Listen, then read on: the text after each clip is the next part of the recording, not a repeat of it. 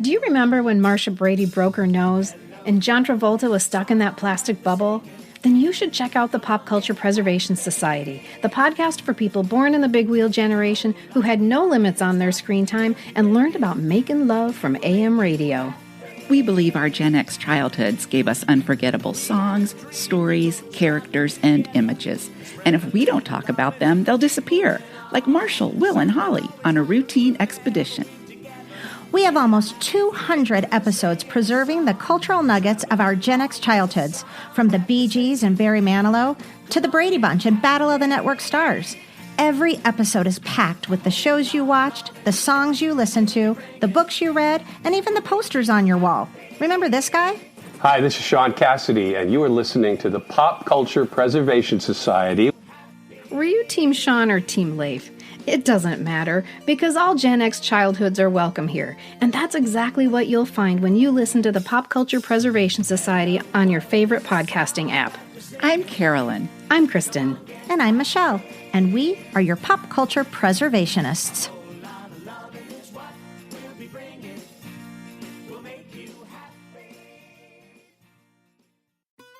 Listen, everyone makes messes. It's just a part of life. And the bigger you live, the bigger the mess, if you know what I mean. That's why you need Fabuloso. With twice the active cleaning ingredients, it just completely takes the drama out of any mess. It smells great while you clean. The only way to describe it is the scent of passion. And once you're done cleaning, it lasts so long. You know, if you make a mess, you can get your home dramatically clean with Fabuloso. No worries. Shop early, save big, all month long during Black Friday build-up at Lowe's. Right now, get select pre-lit artificial Christmas trees starting at just $59.98. Don't wait to save. Shop these deals today, in-store or online, because Lowe's knows deals. Discount taken at time of purchase while supplies last. Selection varies by location.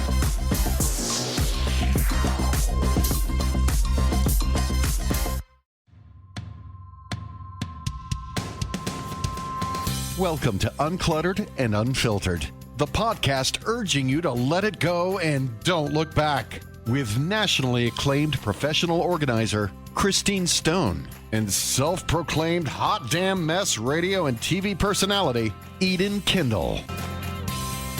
Welcome, everybody, to Uncluttered and Unfiltered. We're the podcast for women over 50. My name is Eden, and Christine is here, too. And Christine is a professional organizer. And in the course of us talking about everything that affects us since we've turned whatever ages we are, late 50s for me, very early 60s for you. Yes, very early.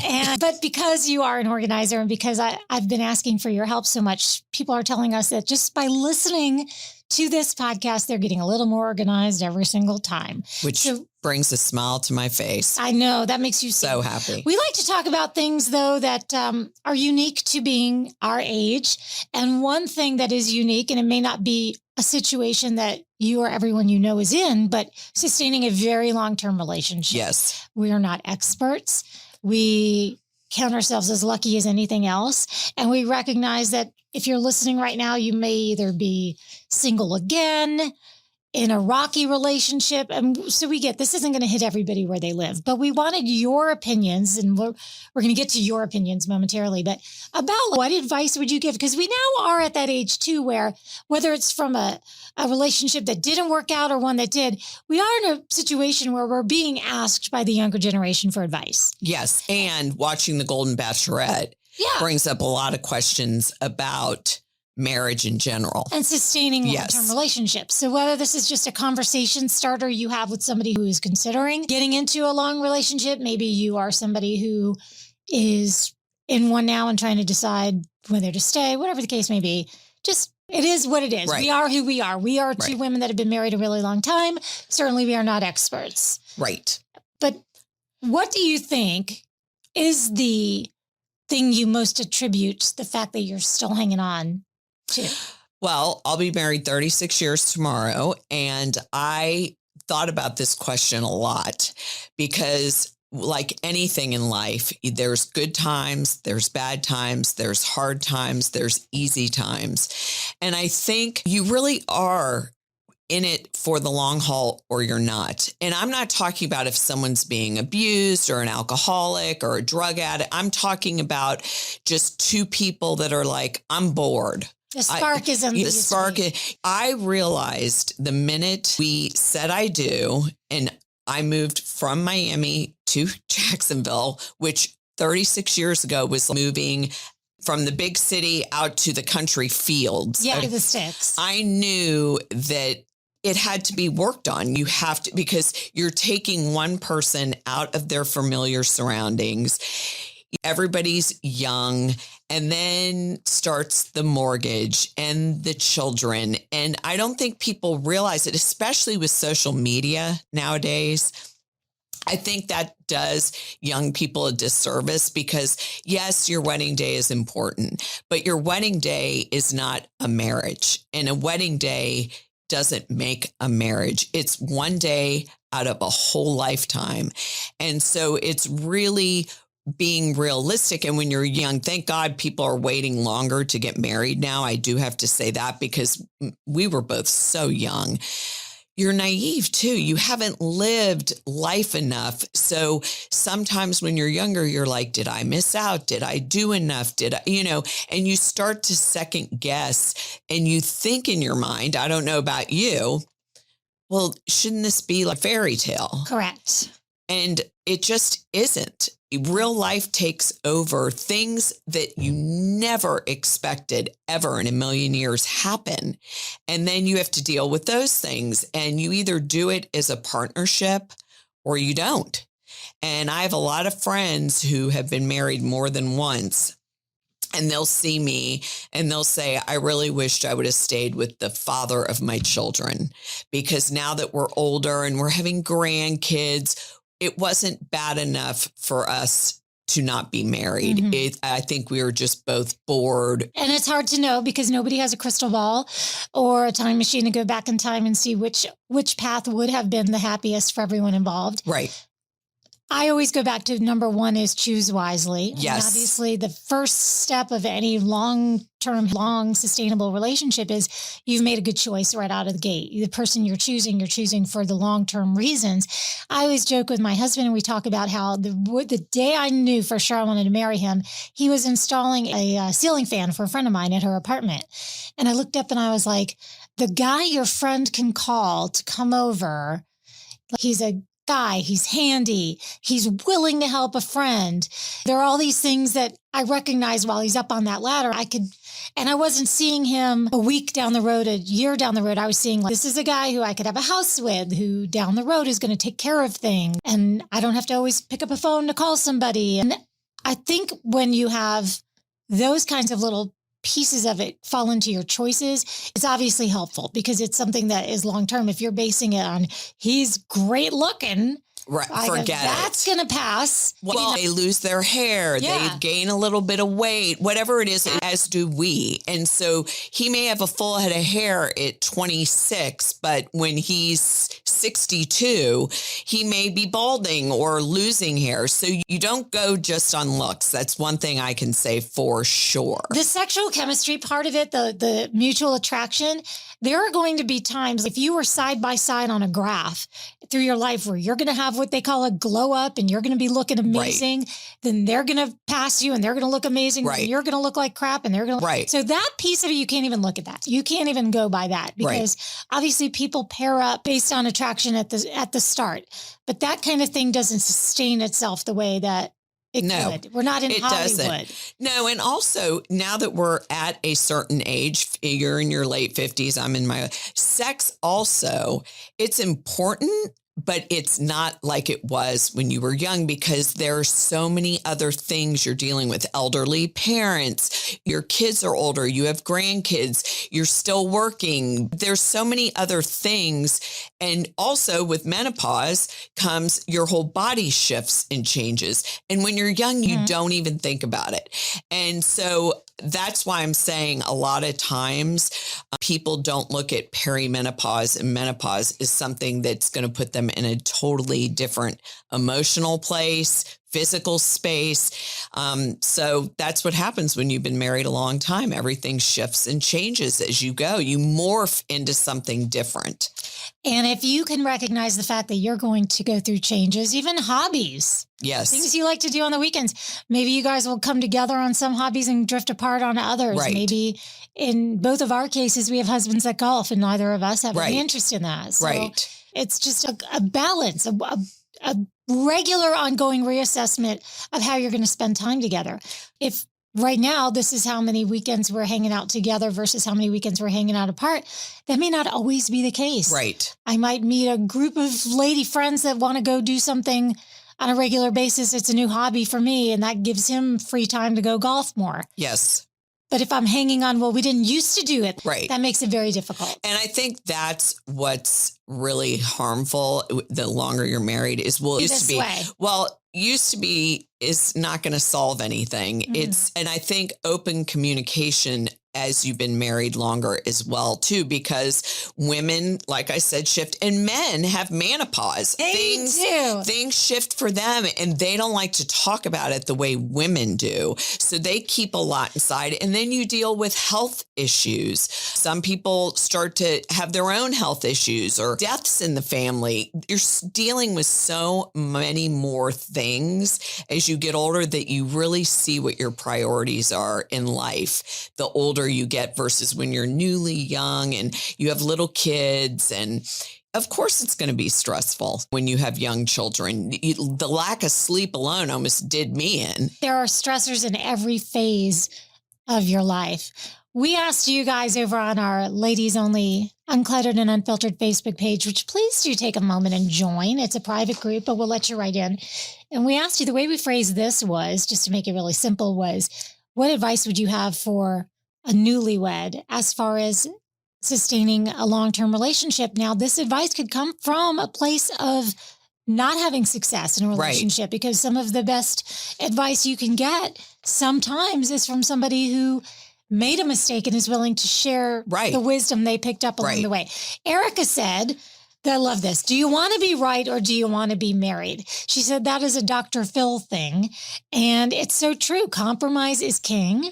I 100% agree. Being a Leo myself, I had to learn that because not being right all the time. Yes. It's hard. Yes, because my general nature is thinking, well, this is the way you should be doing it. And she's exactly right. I loved that Erica went on to say, be in charge of some things and let him be in charge of others, because everyone enjoys control sometimes and everyone likes being taken care of other times. So when you can figure out which of those things you want to be in control of and which of those things you want to be taken care of I also think people don't realize when they get married, they're bringing two childhoods into a relationship. They are. And nobody realizes that until after they already say, I do. Your time and expertise are valuable, making focus one of the most important resources to have at work. These days, professionals spend nearly half the work week on written communication, and it can be difficult to stay on task with all the emails and documents you have to get through. With Grammarly as your AI writing partner, you can stay focused and quickly get through your work with relevant real-time suggestions wherever you write. It works across 500,000 apps and websites, so it can help with everything, from brainstorming presentation ideas to sounding more confident and persuasive in emails and reports. For 15 years, Grammarly has offered best-in-class communication support and enterprise-grade security on a business model that doesn't sell your data. 93% of professionals report that Grammarly helps them get more work done. Download Grammarly for free at grammarly.com/podcast. That's GRAMMARLY.com/podcast. Uncluttered and Unfiltered is supported by Hearts for Minds. Can you imagine waiting 11 years to get screened for cancer? On average, people with mental health issues experience an 11-year delay between symptoms and seeking help. And close to 2/3 of mental illnesses go untreated. Hearts for Minds promotes healthy lives by promoting mental health education, facilitating early identification, and connecting people to treatment. Are you ready to learn more? Go to heartsforminds.org. That's hearts, the number 4, minds.org for more information or to learn how you can help. Correct. And then they're like, well, I grew up this way. My dad did it this way. My mom did it this way. And he's saying the opposite. Well, we didn't do it this way. Sure. And I think having these conversations before you get married is key. Very important. Edie says, start your financial planning together and now. Money talks can be hard and awkward and drives wedges between couples. There's never a right time to get started working together. And the longer you wait, the more stress it adds. So true. I totally agree with that. Money is always one of the big factors, especially when you're starting out. I love this one from Candace. Have your partner's back in public, even if you disagree with them. Let me tell you that. And or when my kids correct me, you don't want anyone to ever just intentionally correct you or embarrass you in front of other people. But truly, if you can have your partner's back, at least until you can get somewhere else. And I 100% agree with that. Even if you don't agree with it, wait till you get home and say, I had your back, but you may want to think about this or that, whatever. But when someone doesn't have your back, you feel betrayed. Yeah. I feel like that's important with your kids too. They just need to know that you've got their back. Right. It doesn't mean you can condone every single decision they make. Shayla said, it's easy to get caught up in kids and life, but you need to have time for yourself and time for each other.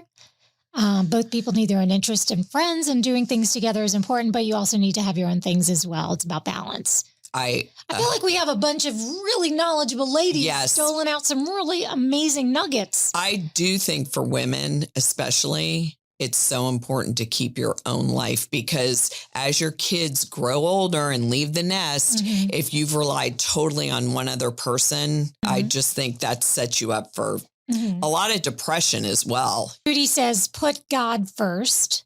Dawn says, accept the things you cannot change, work lovingly on the things you can, and know the difference. That's, of course, the Lord's Prayer there about having to do that. Yes. And also, as you get older in a marriage, you do realize, stop trying to change them. That's what you're spending so much of your energy on, is trying to make them somebody they're not. The minute you give that up, you see a shift. I think you see a shift. I think we talked about that once in an episode about deciding if someone's always late. You just change your schedule and decide, we'll tell them a little bit earlier, or we'll do it. You'll just live with whatever it is. Right. And you pick your battles. Yeah. Exactly. Be respectful, Shanna says, to each other. Choose your words carefully. And while big romantic gestures are nice, it's the small day-to-day things that really matter. Totally agree with that. Colleen says she has some thoughts about first and second marriages and with kids involved. I think she says, she's giving me the impression that she could probably write a little book. Well, I think second marriages alone, especially if you have kids, that's a whole different, that can be really difficult. Do not be enmeshed with your family. Leave and cleave to your spouse. Absolutely. That's from Marcy. Jennifer says, you should each have your own blanket in bed. It is the key to a happy marriage. Praise you, Jennifer. Hallelujah. If I had to share a blanket with my husband, I'd be up all night. I have a weighted blanket that just covers me.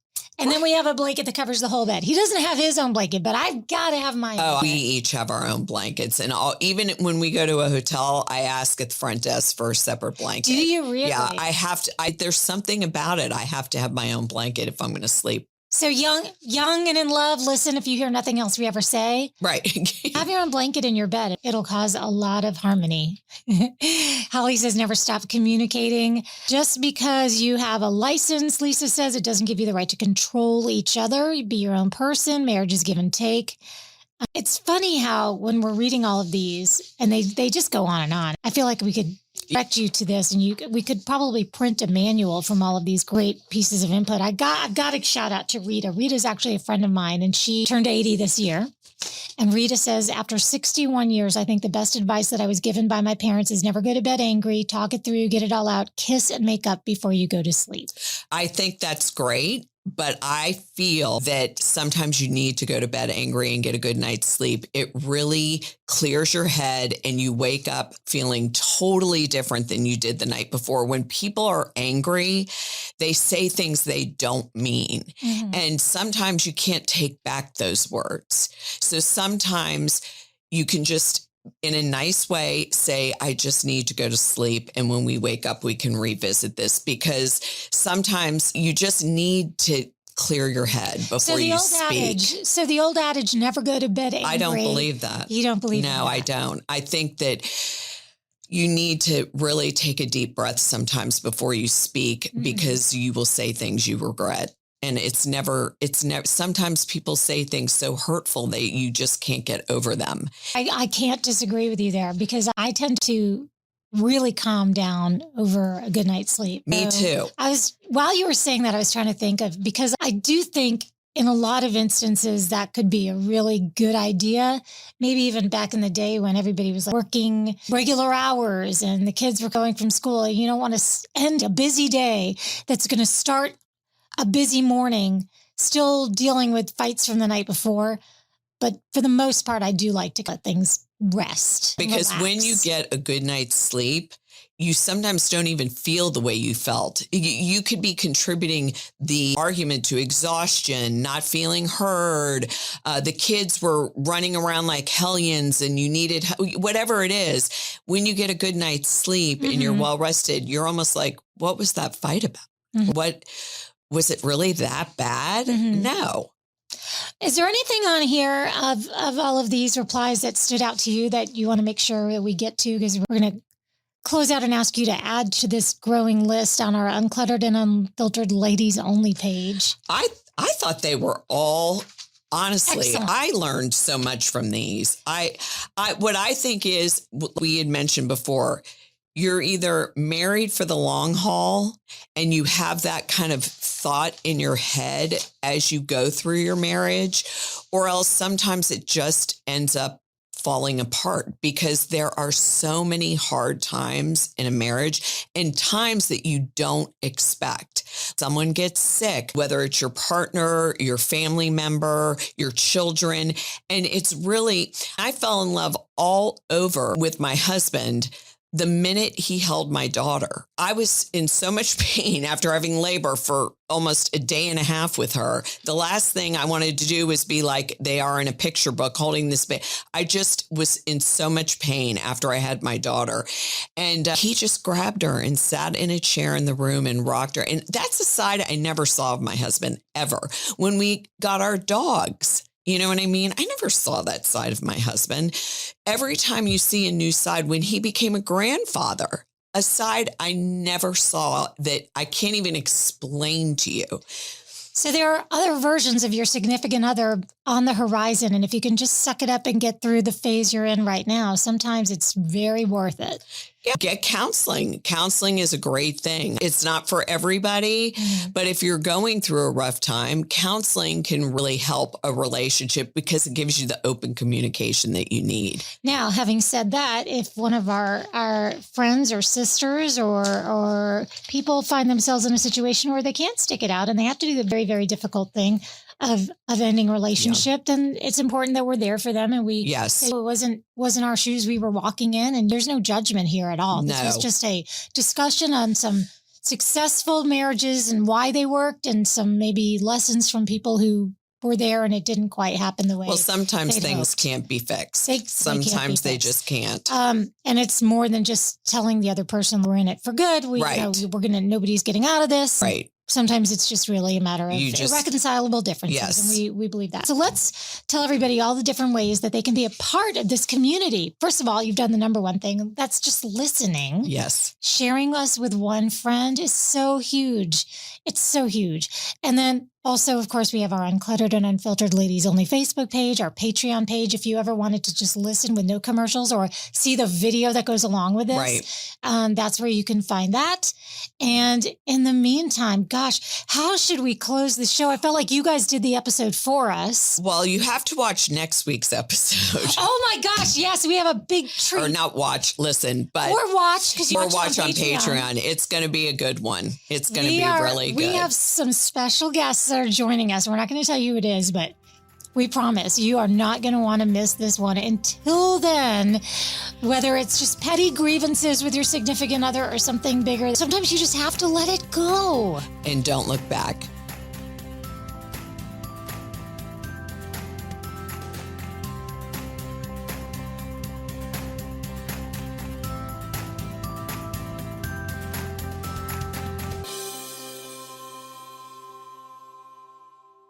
Every day when you log into ChumbaCasino.com, the ultimate online social casino, you get a free daily bonus. Imagine if you got daily bonuses in other parts of your life. I chose French fries over loaded French fries. I asked Stuart from accounting about his weekend, even though I don't care. I updated my operating system without having to call tech support. Collect your free daily bonus at ChumbaCasino.com now. And live the Chumba life. VGW Group. No purchase necessary. Void where prohibited by law. See terms and conditions. 18+.